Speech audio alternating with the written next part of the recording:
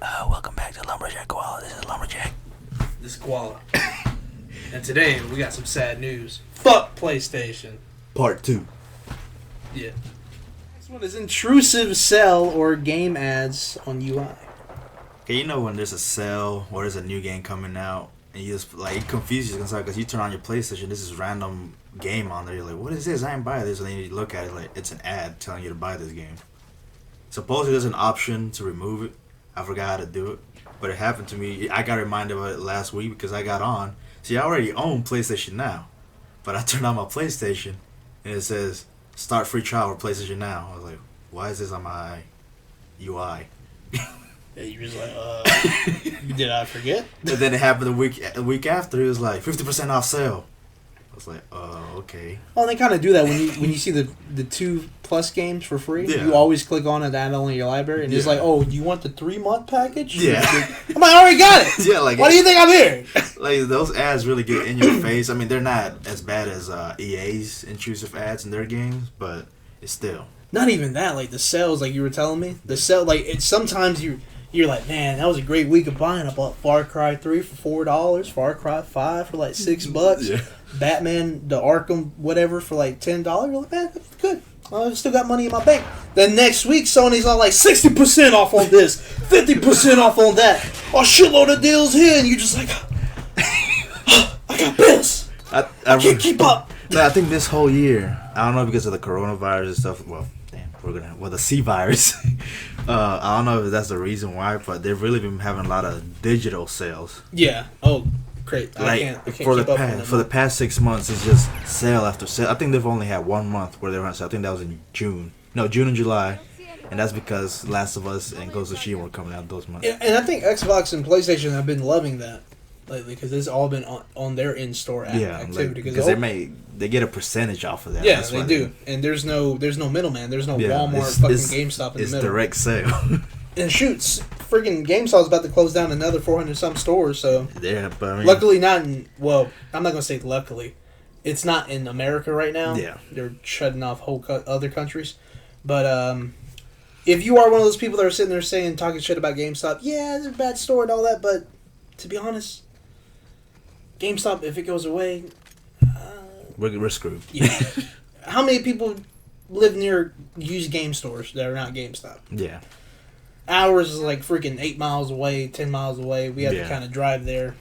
It's not that far. But I know it's like I'm digging my own, because I always say I'm always physical over digital, but all these sales, they're so enticing.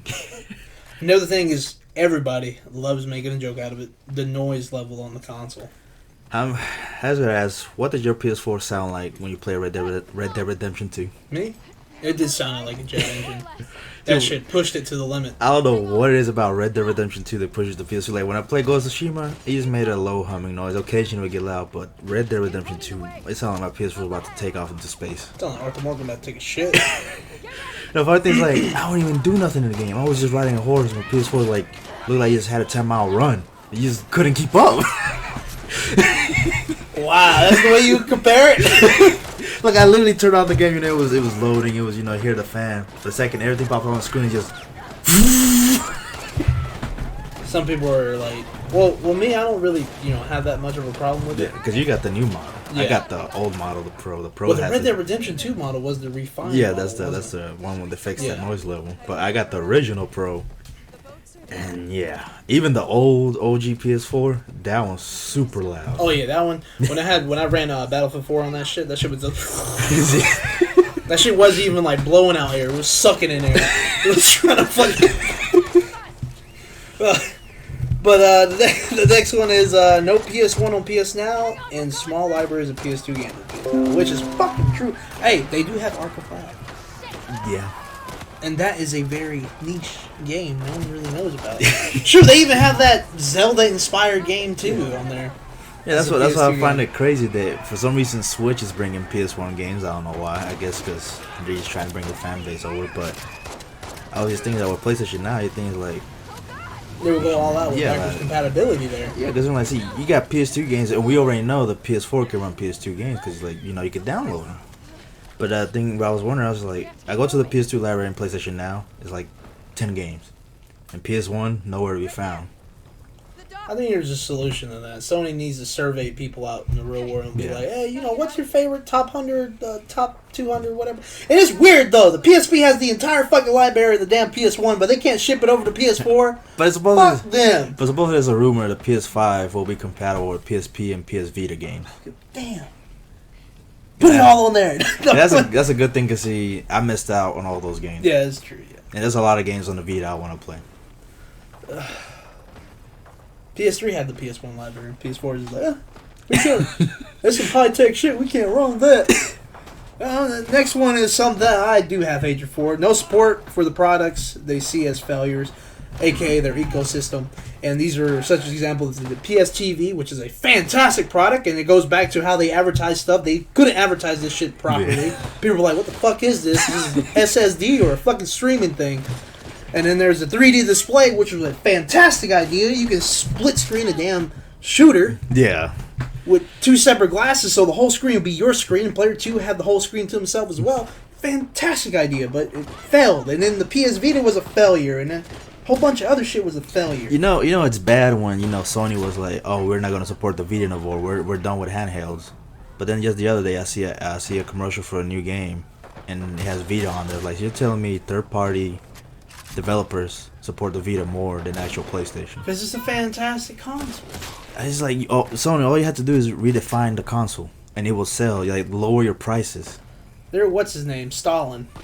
That's who they are. Like you had something great on there, but you sabotaged it yourself.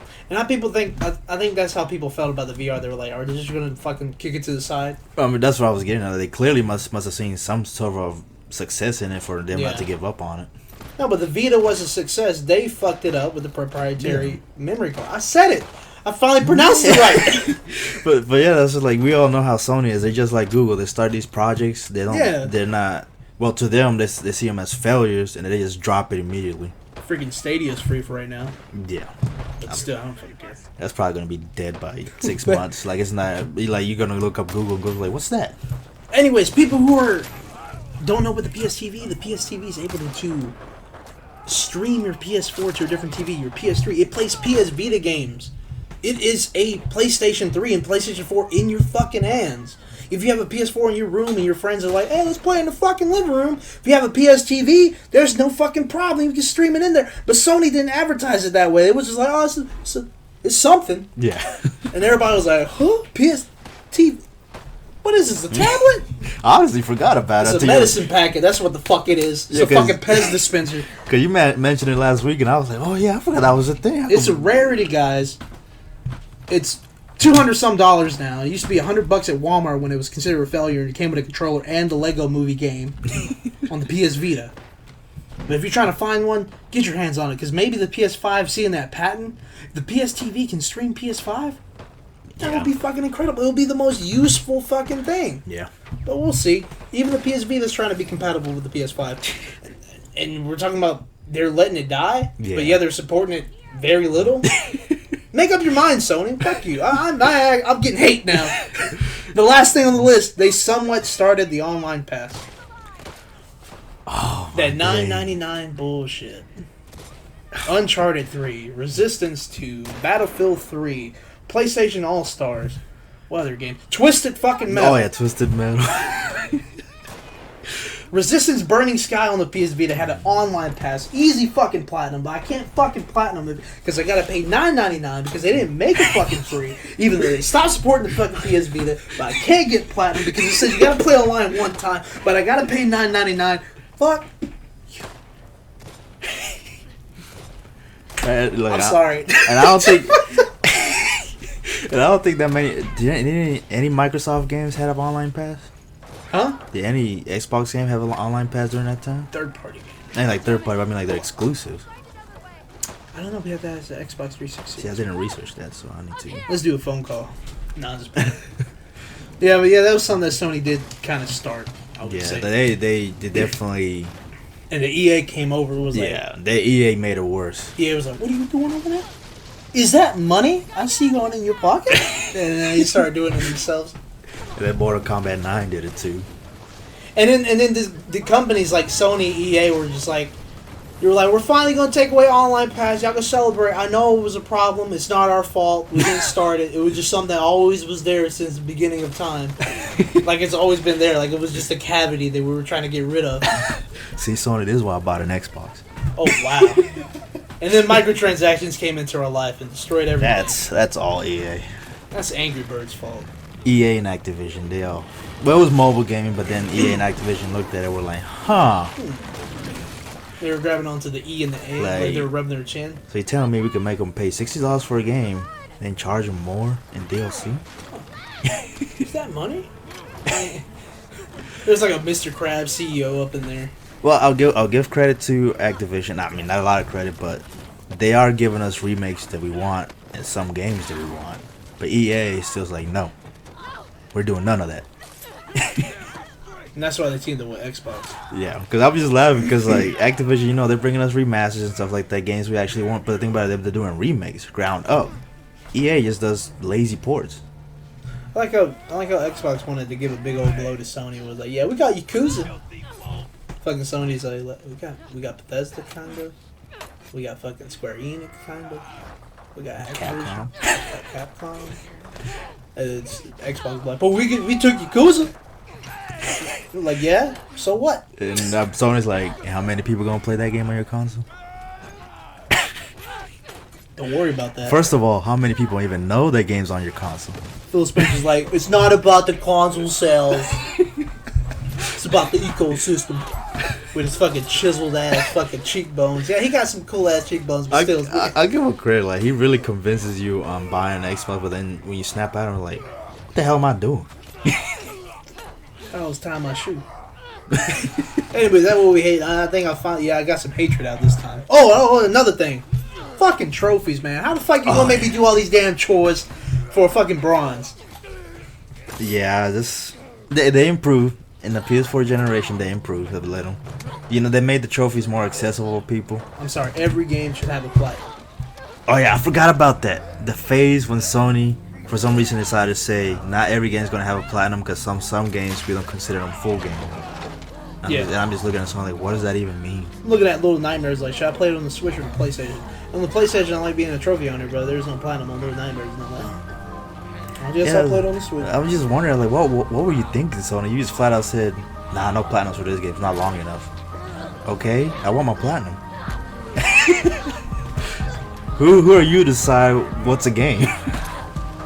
I mean, you do make a lot of great exclusives, but we'll bow down to you, but still fix your shit. All right, see you later, guys. Come here watching our videos, but not subscribe. That's a good point. You watch all those videos on YouTube. You don't even like them. You don't even subscribe. And what about us? You don't care about us? Are you offended? Are you hurt? Come on, hit that subscribe button. Just hit it. Maybe the like button.